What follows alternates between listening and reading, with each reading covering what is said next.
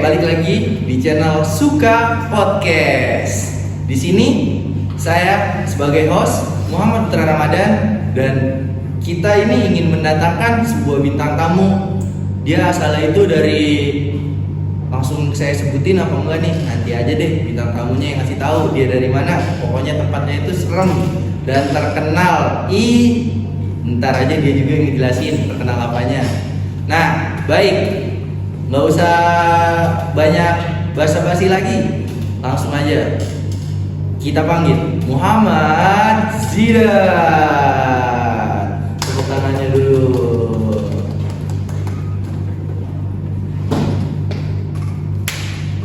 Sehat? Alhamdulillah sehat. Gimana Mas? Sehat? Alhamdulillah sehat.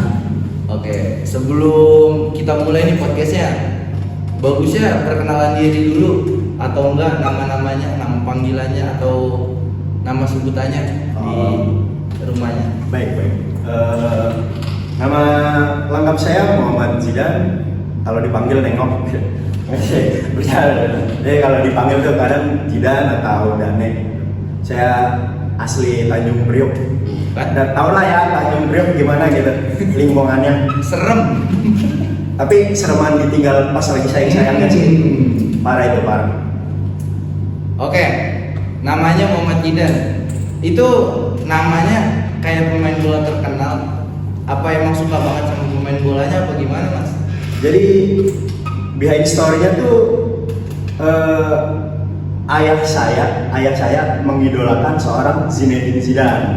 Nah, jadi pas saya lahir dikasih nama lah Muhammad Zidan. Kurang lebih ceritanya begitu guys. Langsung aja ke inti dari pertanyaan yang sering bertanya-tanya, berkomentar. Kita kasih pertanyaan ke saudara Zidan ini. Pertanyaan yang pertama nih Mas nih. Siap.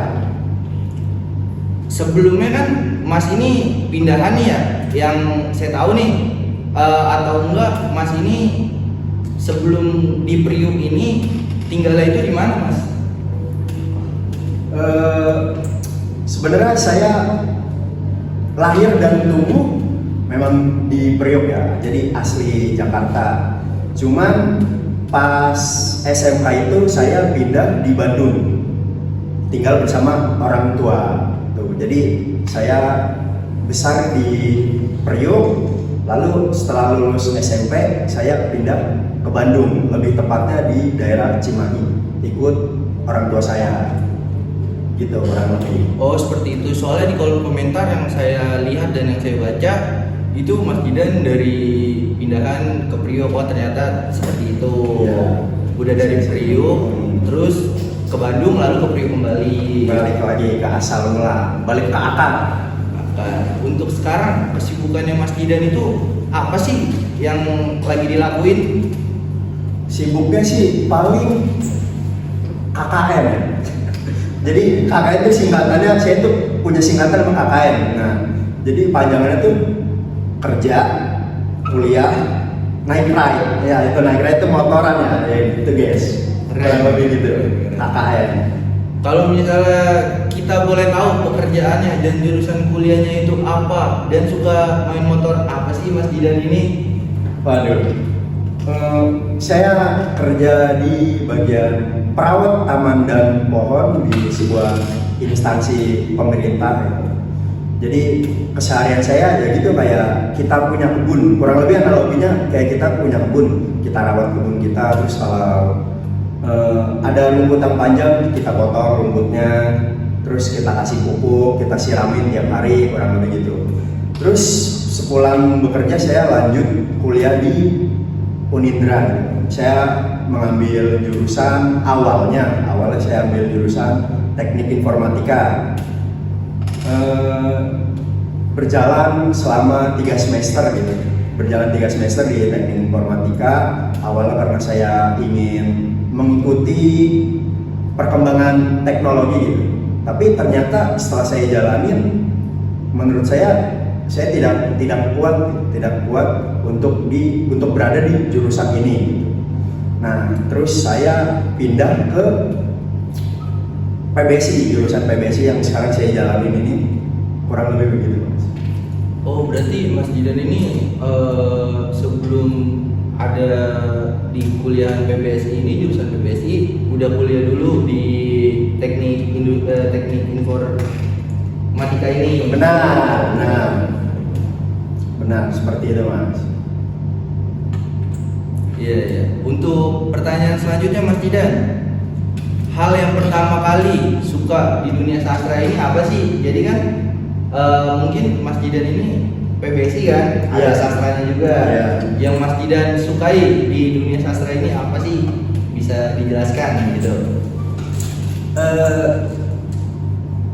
Latar belakang saya suka itu pas ini sih, ceritanya lucu, kayak pas SMP cinta monyet gitu lah. Jadi saya suka sama seorang perempuan, lalu ditolak lah, kurang lebih ditolak. Nah, pas ceritanya galau tuh, lagi galau-galaunya saya ketemu seorang bisa dibilang ya, penulis namanya Wiranegara.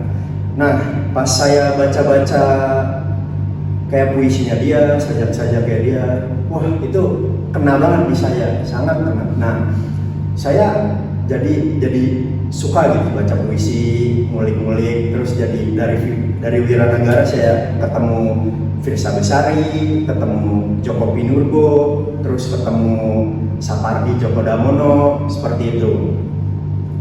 Oh, berarti kalau misalnya hal yang tadi Mas Jidan sebutkan, cinta monyetnya tumbuh itu bisa dijelaskan gitu lebih detail, kenapa Mas Jidan bisa benar-benar menyukai sastra ini?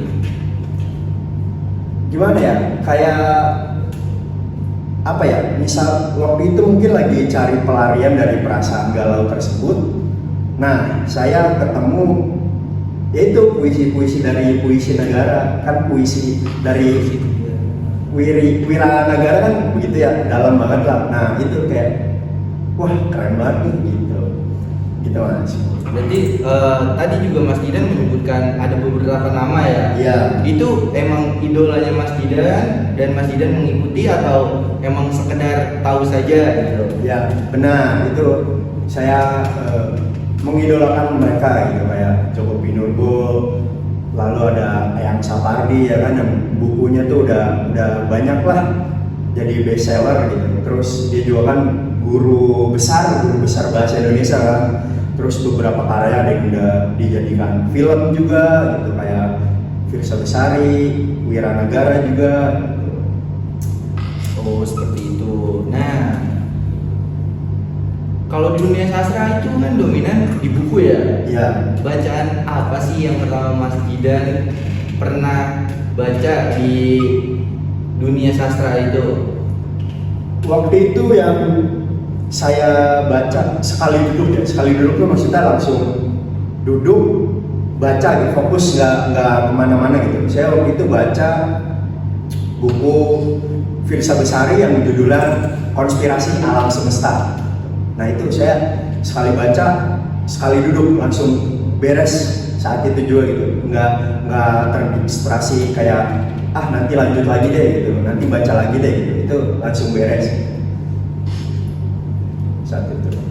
Nah, untuk sekarang kan Mas Jidan mungkin udah punya gambaran tersendiri ya untuk masa depannya Mas Jidan, dan mungkin maaf juga pekerjaan dan jurusan Mas Jidan ini kurang nyambung atau enggak kurang nyatu ya kan? Jauh Ya. melenceng gitu. Apa sih yang udah Mas Jidan rancang gitu untuk masa depan Mas Jidan selanjutnya? Jujur pasti punya keinginan untuk nulis buku. Saya pengen jadi penulis. Sesimpel kayak karya saya tuh diketahui oleh banyak orang. Terus kayak saya tuh kayak ada impian tuh, misalnya saya jadi gitu penulis, terus buku saya ada di rak bestseller Gramedia. Itu sih impian saya tuh kayak wah ternyata apa yang saya mau tuh kesampaian kalau udah buku saya ada di rak Gramedia. Sesimpel itu mungkin. Berarti mimpi besarnya Mas Jidan untuk masa depan Mas Didan itu. Itu. Mungkin kalau pendapat saya untuk masa depan Mas Didan itu keren sekali, karena ketika Mas Didan nantinya sudah tiada, mohon maaf, tapi bukunya Mas Didan akan dibaca oleh orang banyak, akan dipublikasikan dan selalu dikenal oleh orang-orang yang pernah membacanya itu.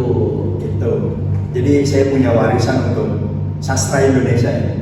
Saya punya warisan, yaitu karya saya, buku saya ini. Kurang lebih seperti itu. Nah, harapannya Mas Didan untuk sastra di masa yang akan datang itu apa sih? Harapannya saya kurang lebih kayak banyak penulis negara kita yang dilirik dari mancanegara gitu. Kayak misalkan idola saya yaitu Eyang Sapardi, dia pernah menerjemahkan buku dari Khalil Gibran sendiri itu kan kita tahu ya, wah gitu berat banget lah Khalil Gibran itu. Nah terus ada juga kayak karya-karya dari buku yang dijadikan film gitu, itu pun laris. Nah saya pengen itu banyak penulis Indonesia yang karyanya bisa dikenal di mancanegara. Mungkin seperti itu harapan saya untuk sastra Indonesia yang akan datang.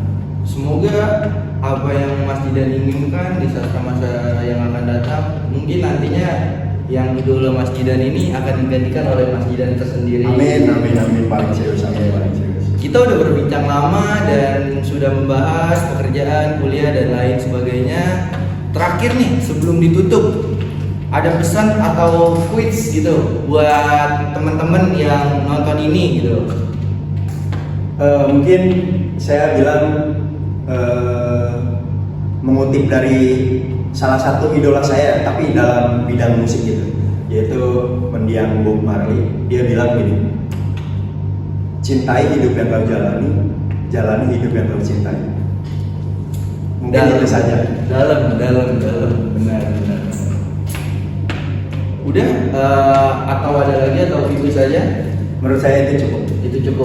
Baik, terima kasih Mas Didan udah datang ke Suka Podcast untuk episode kali ini. Mungkin itu saja dari saya sebagai host, dan pertanyaan-pertanyaan dari komentar yang sudah saya sampaikan kepada Mas Didan, kurangnya mohon maaf. Kita akhiri saja. Oh iya. Kita akhiri saja. Wassalamualaikum warahmatullahi wabarakatuh. Dan